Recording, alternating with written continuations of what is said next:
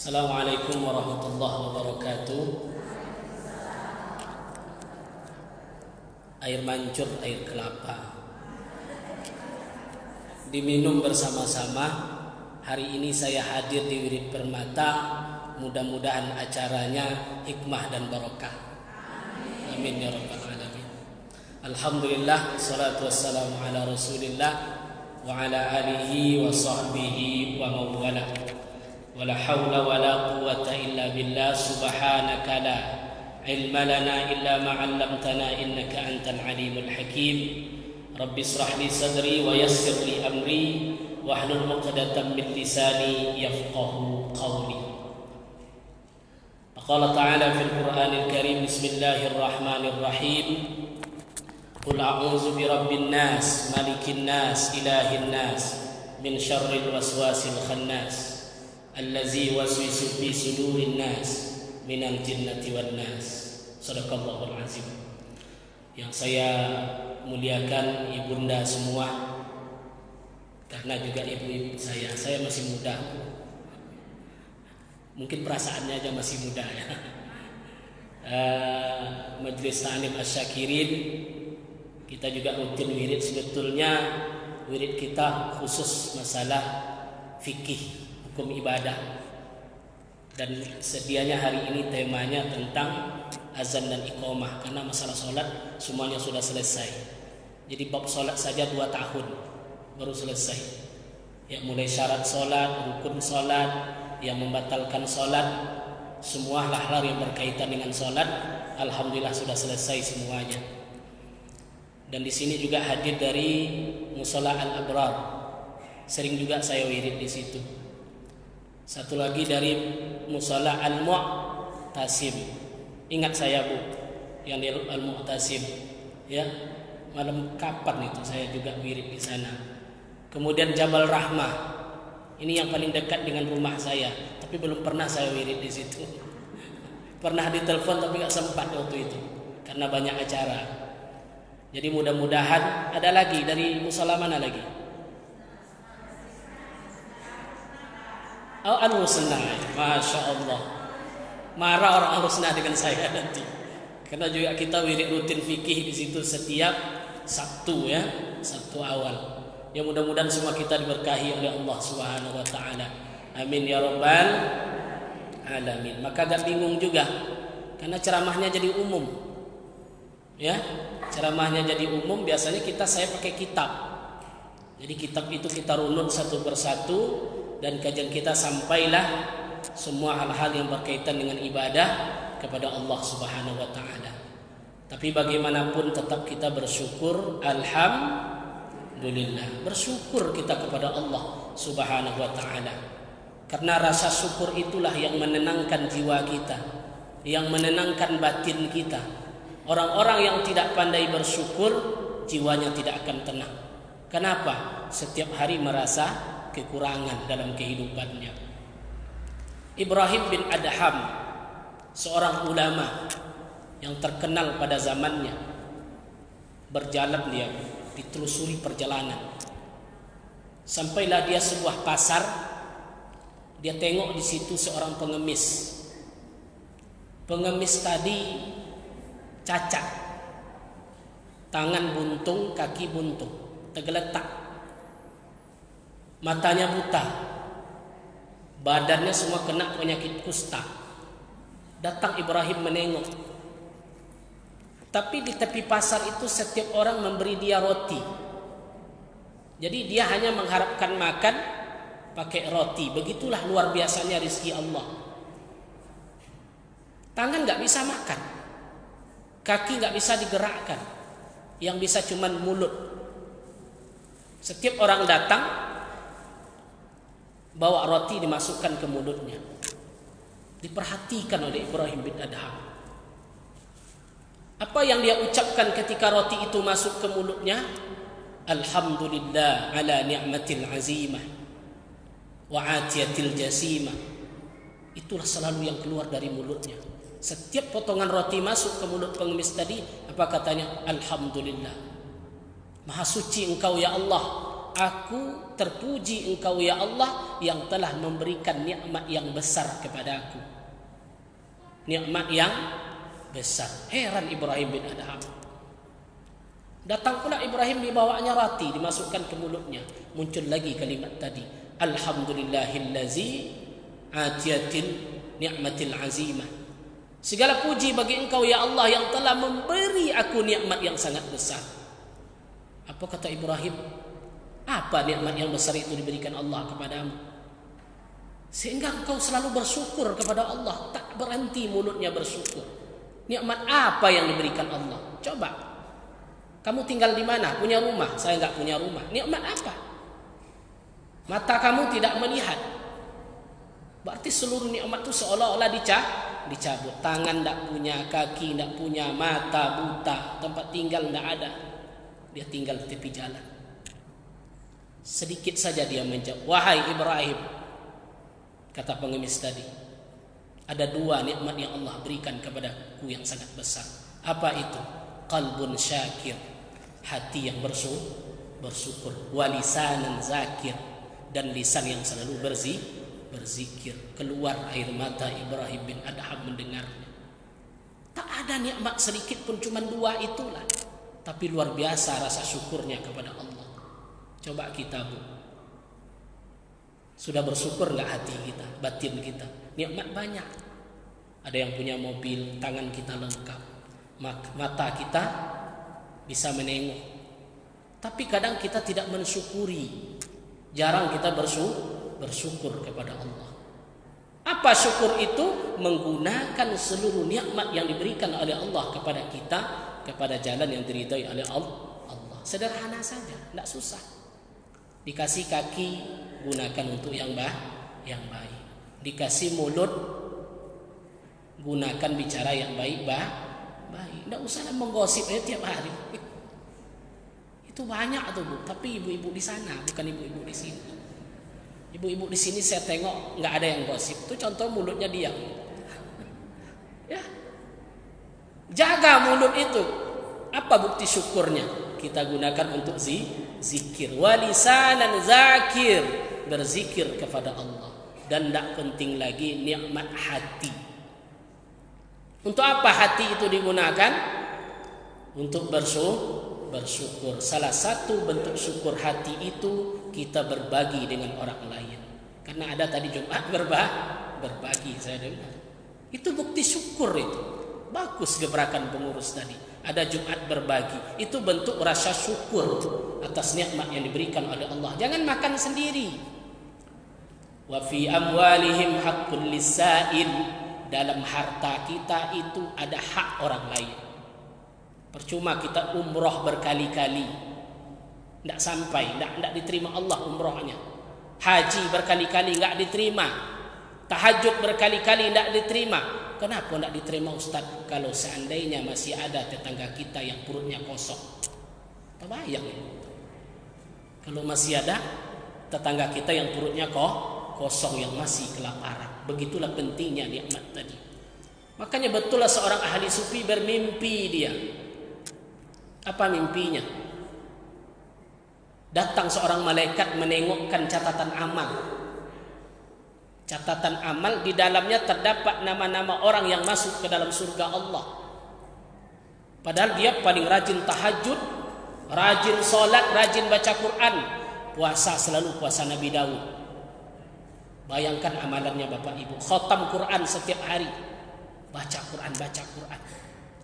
Tapi tidak masuk dalam nama-nama orang yang dimasukkan oleh Allah ke dalam surga. Lantas dia bertanya, komplain dia, saya sudah banyak amal, kenapa saya tidak dimasukkan ke surga? Apa jawaban malaikat tadi? Kesalahan kamu cuma satu. Apa? Ada tetanggamu di sebelah kamu tidak peduli.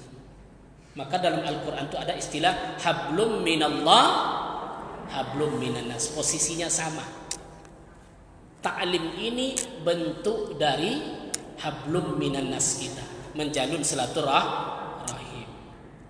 Jadi kalau cuma diam, sholat, itu mahdoh, itu amalan kita kepada Allah. Tapi tak peduli kita dengan orang lain, percuma.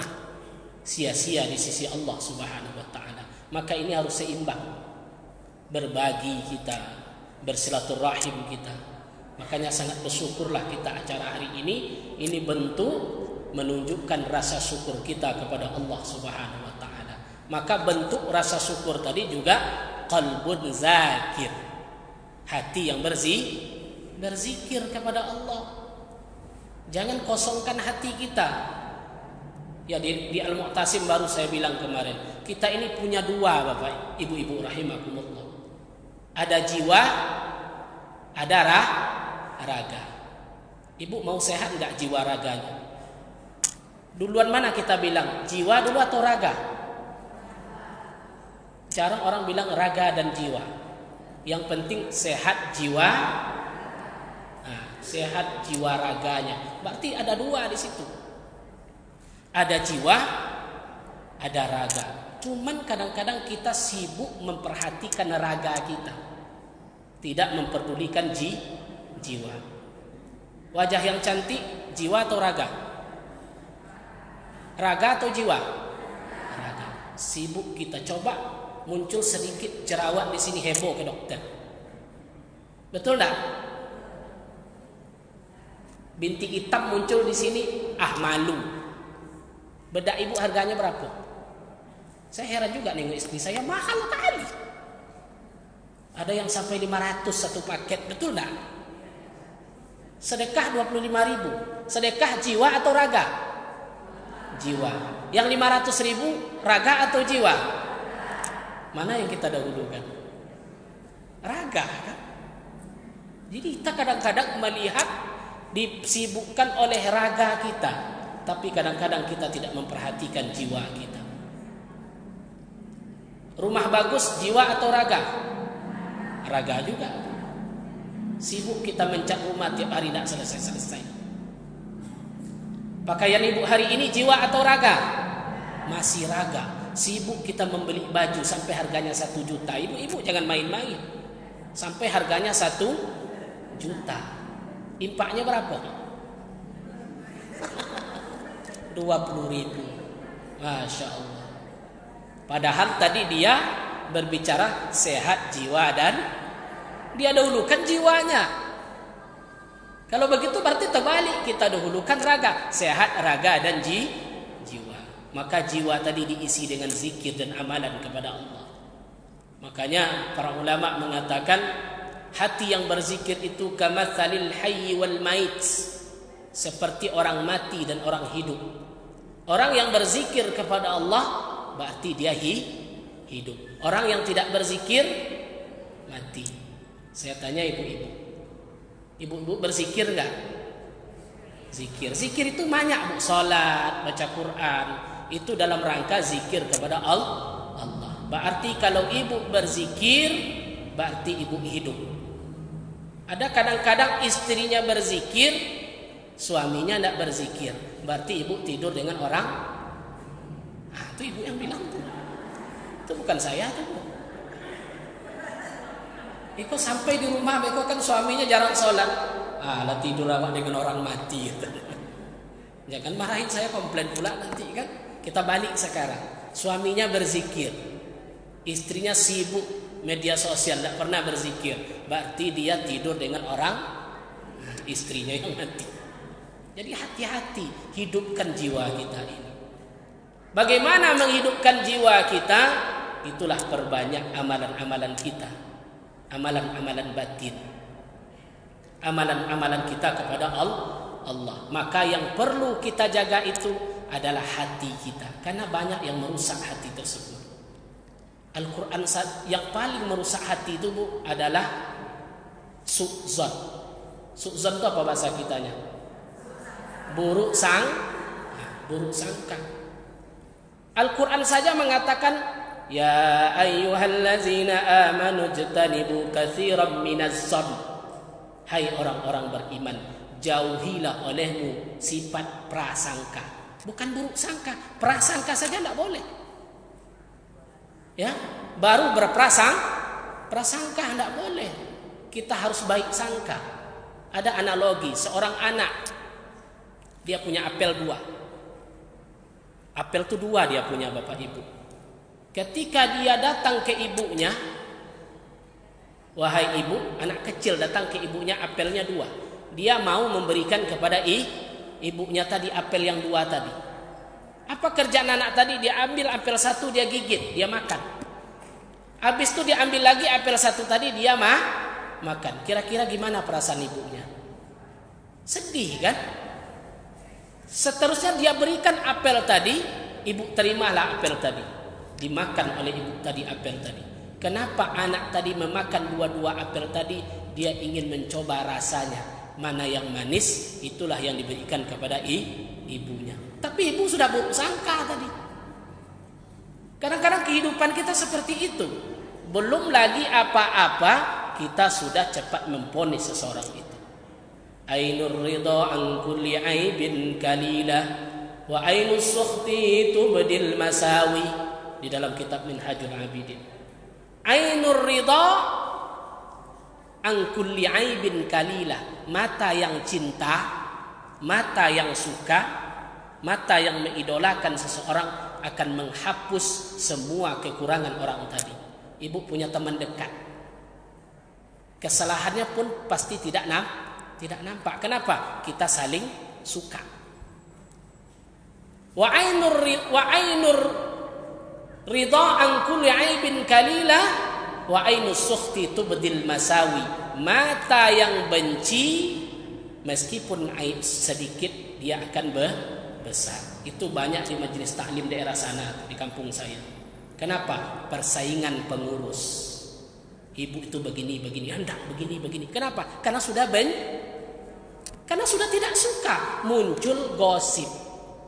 Ketika muncul gosip, muncul perpecahan. Akhirnya rencana baik jadi tidak baik. Ini yang perlu kita jaga Bapak Ibu rahimakumullah. Kuncinya apa tadi? Jaga hati kita. Apa yang dapat merusak hati kita? Yang pertama adalah sering berbuat dosa dengan harapan besok bertaubat kepada Allah. Kenapa ibu berdosa, bu, buat maksiat? Kan masih sedikit Ustaz, besok kan bisa taubat. Besok bisa taubat. Buat maksiat banyak dosa, maka itulah yang merusak hati kita dalam kehidupan kita. Itu yang pertama. Banyak maksiat. Salah satu sumber dari dosa itu adalah mulut. Banyak bicara, banyak dusta, banyak dosa, masuk neraka. Maka jangan banyak bicara. Kalau nggak penting diam saja. Nggak usah banyak. Karena mulut itu tidak bertulang. Lidah itu tidak bertulang. Dia akan membicarakan apa yang dia inginkan. Ada pula ibu tuh sesak napasnya kalau gosip itu nggak dia ceritakan ke orang lain. Kenapa ibu cerita? Nggak bisa, mata saya tidur katanya.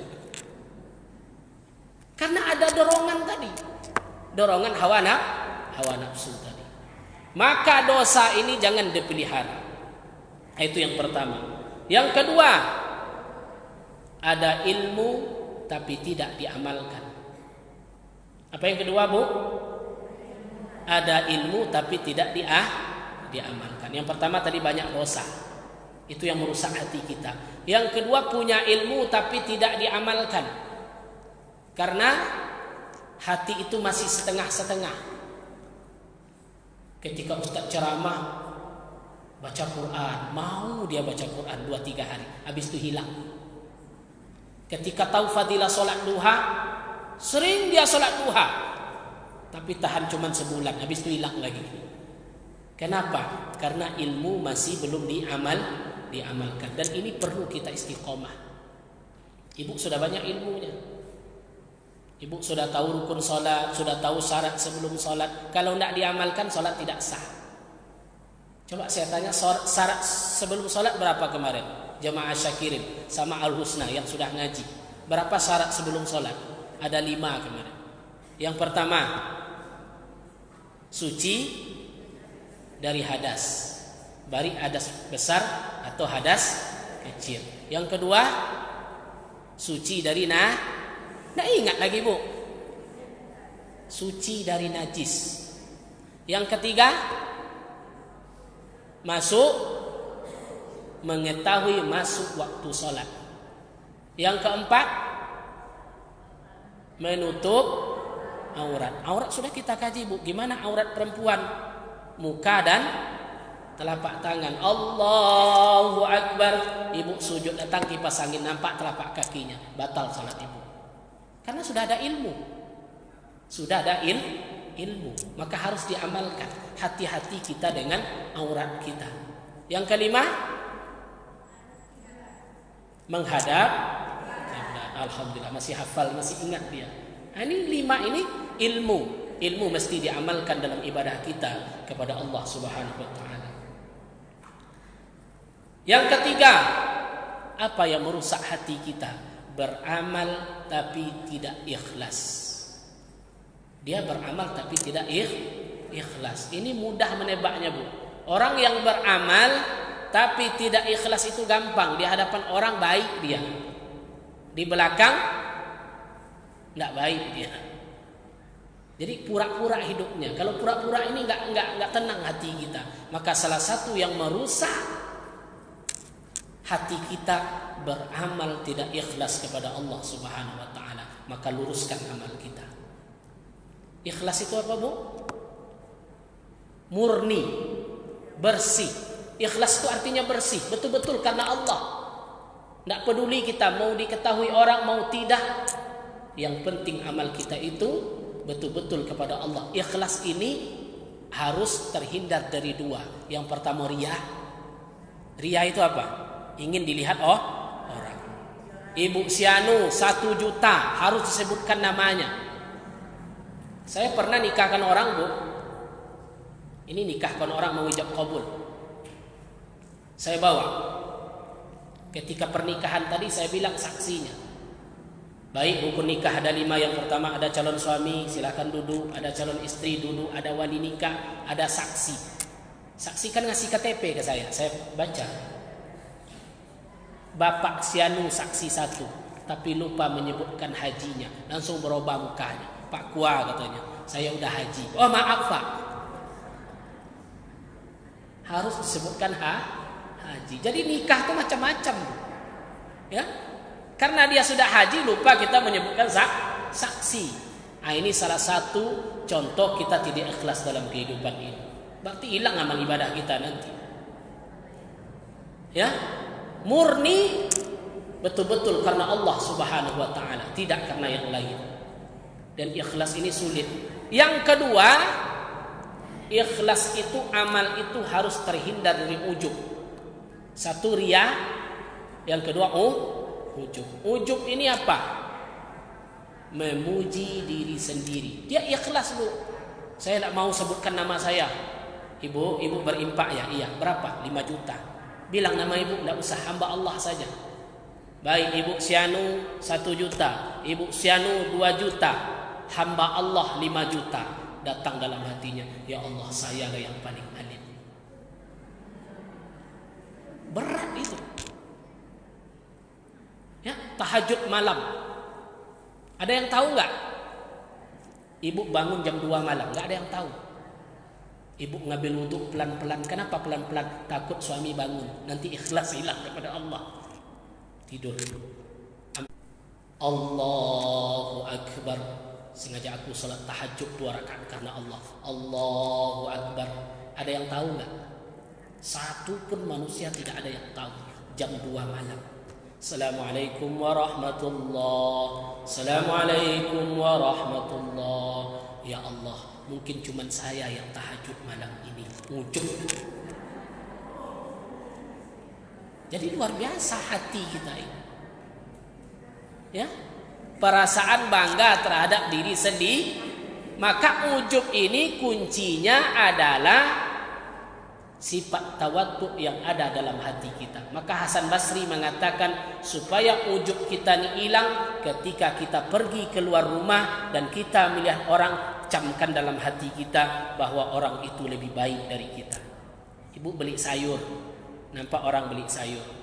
Ibu pakai jilbab tapi dia enggak pakai jilbab. Camkan dalam hati kita, dia lebih baik dari saya. Kenapa? Mungkin dia taubat kepada Allah suatu hari dan dia husnul khatimah.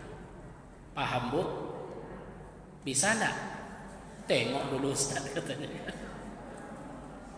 Ini sama-sama kita menata hati, ya, menata hati kita supaya terjaga hati kita supaya tidak rusak, ya.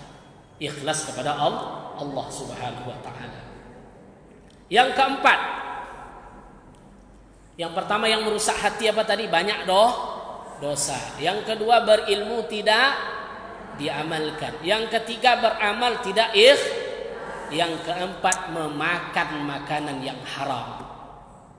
Makan yang haram, baik sumbernya atau bentuknya. Sumbernya apa? Tidak halal. Atau bentuknya haram. Apa yang haram? Transaksinya, segala macamnya. Maka banyak orang yang hijrah hari ini.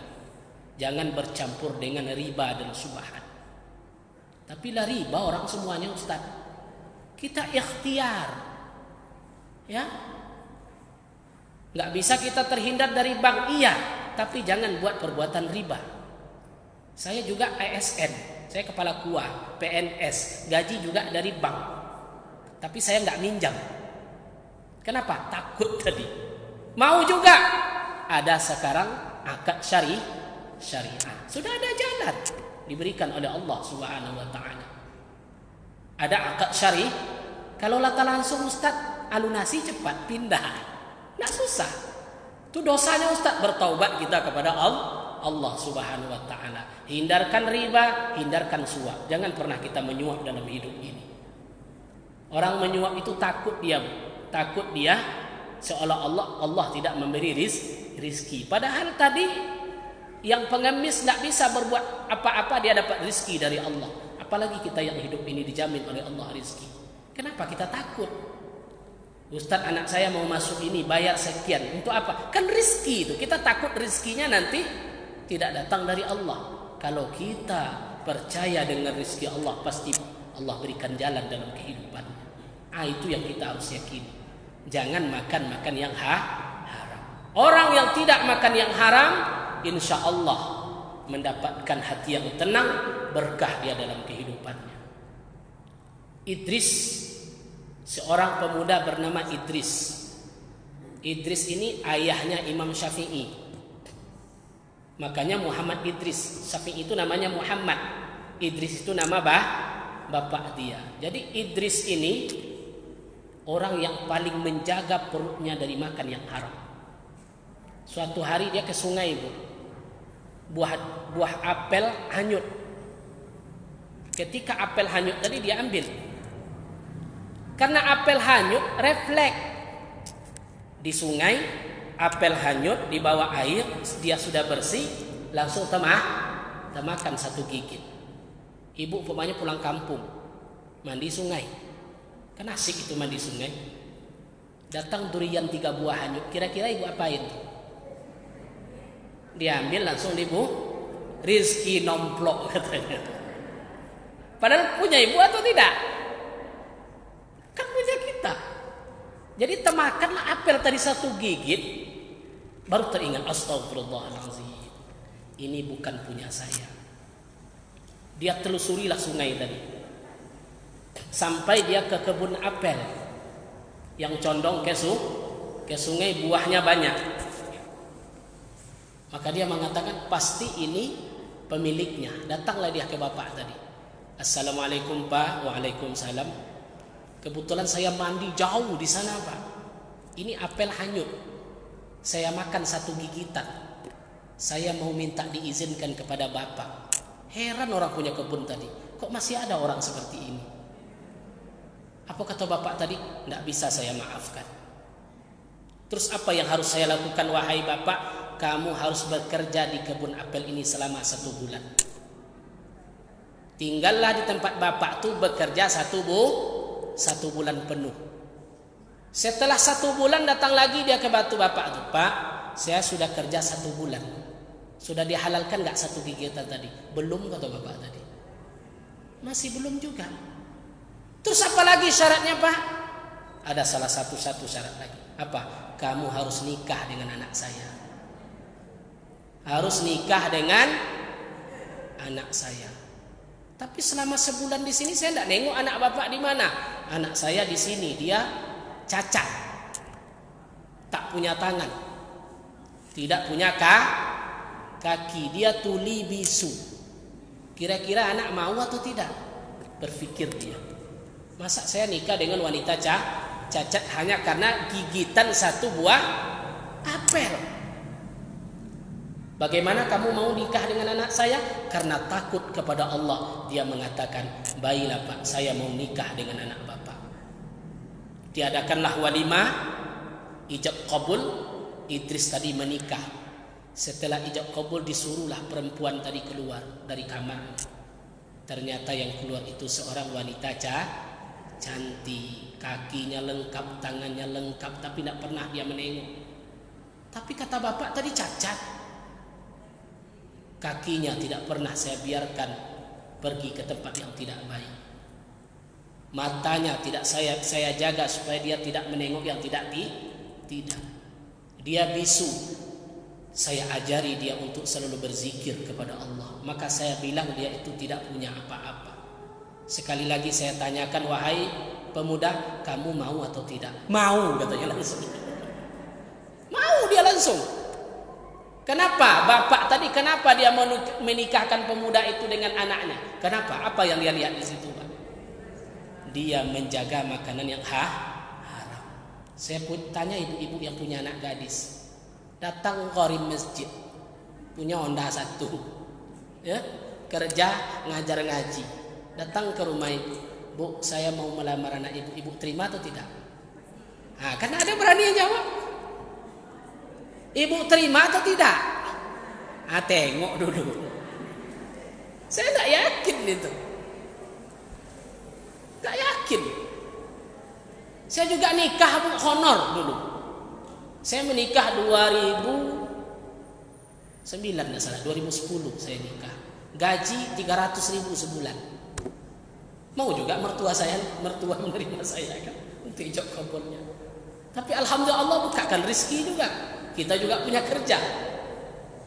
Maka jangan kita tertipu kadang-kadang menengok seseorang itu dari materi. Dan itulah yang ada pada hari ini. Coba yang datang tuh pakai mobil Fortuner, kerjanya di bank, datang ke rumah ibu, Bu, saya mau melamar anak ibu. Ibu terima atau enggak? Langsung diterima itu. Belum tahu entah sholat atau enggak. Rupanya setelah nikah Fortunernya rental. Dibilang kerja ke bank, rupanya dia office boy. Tertipu lah ibu tadi. Makanya utamakan ketika agama yang kita utamakan, insya Allah Allah bukakan pintu rezeki di hadapan Allah. Tazawwajun nisaa fa innahunna ya'tinakum bil mal. Itu mukaddimah nikah selalu itu. Nikahilah perempuan karena perempuan itu akan mendatangkan harta bagi kamu. Tidak pernah sejarahnya orang habis nikah jatuh miskin, tidak ada itu. Iya kan? Tidak pernah sejarahnya kenapa dia miskin sekarang karena nikah, tidak ada itu. Pasti Allah bukakan pintu rezeki, namun ujian itu akan tetap ada dalam kehidupan kita. Karena Allah memberikan ujian dalam setiap kehidupan manusia. Makanya kita menjaga hati kita. Sudah berapa tuh, Bu? 4, cukup 4 ini saja. 1 tadi banyak dosa, rusak hati kita karena banyak dosa. Yang kedua, ada ilmu tapi tidak diamalkan. Yang ketiga, ada amal tapi tidak ikhlas kepada Allah. Yang keempat adalah memakan makanan yang haram. Itulah yang menyebabkan hati kita rusak. Apa tanda hati rusak itu? Risau terus, tidak pernah tenang. Tidak pernah tenang. Maka tenangkanlah hati dari menghindari yang 4 tadi dan perbanyaklah zikir kepada Allah Subhanahu wa taala. Amin ya rabbal alamin. Pas tengah 6 hari ini. Kalau ada pertanyaan silahkan. Tapi jangan yang berat-berat, yang dapat dijawab sajalah. Ada Bu, sudah paham semua? Karena biasanya kalau wirid fikih itu kan ada tanya jawab. Ini wirid umum, jadi nggak ada yang ditanyakan lagi. Mudah-mudahan berkah acara kita pada hari ini diijabah oleh Allah Subhanahu wa taala. Ala hazin niyah. Al-Fatihah. A'udzubillahi minasyaitonir rajim. Bismillahirrahmanirrahim. Alhamdulillahi rabbil alamin. Arrahmanirrahim. Shiratal ladzina an'amta 'alaihim Na'udzu billahi minasyaitonir rajim. Bismillahirrahmanirrahim. Alhamdulillahi rabbil alamin wal 'aqibatu lil muttaqin. Wassalatu wassalamu ala asrafil anbiya'i wal mursalin wa ala alihi wa sahbihi ajma'in. Allahumma tawwil umurana wa sahih ajsadana wa nawwir qulubana wa thabbit imanana wa awsi arzaqana ya Allah ya rabbal alamin. Allahumma ya Allah, Allahumma lakal hamdu wa ilaikal mustaka wa bikal mustaghath wa antal musta'an wa la hawla wa la quwwata illa billahil aliyyil azim. Allahumma rabbana zidna ilma warzuqna fahman ya Allah ya mujibas sa'ilin. Allahumma arzuqna ilman nafi'a wa rizqan tayyibah wa amalan mutaqabbala wa qalban salima wa tijaratan lan taburan ya Allah ya rabbal alamin. Ya Allah ya Rahman, hari ini kami bersimpuh di hadapan banyak dosa yang telah kami perbuat ya Allah, ampunkanlah.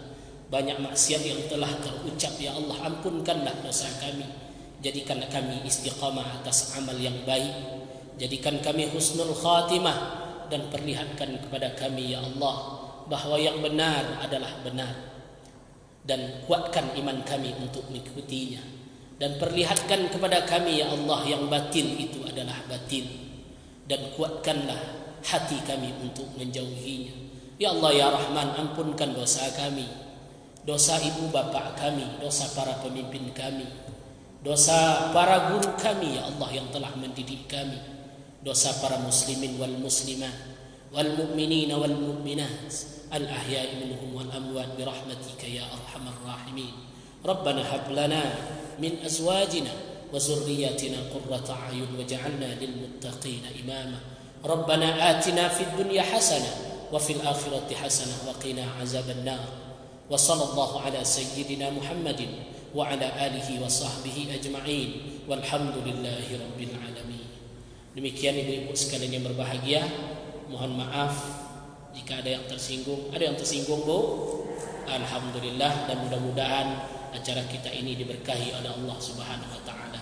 Wal afwa minkum wallahu muwafiq ila aqwamit thariq. Wassalamu alaikum warahmatullahi wabarakatuh.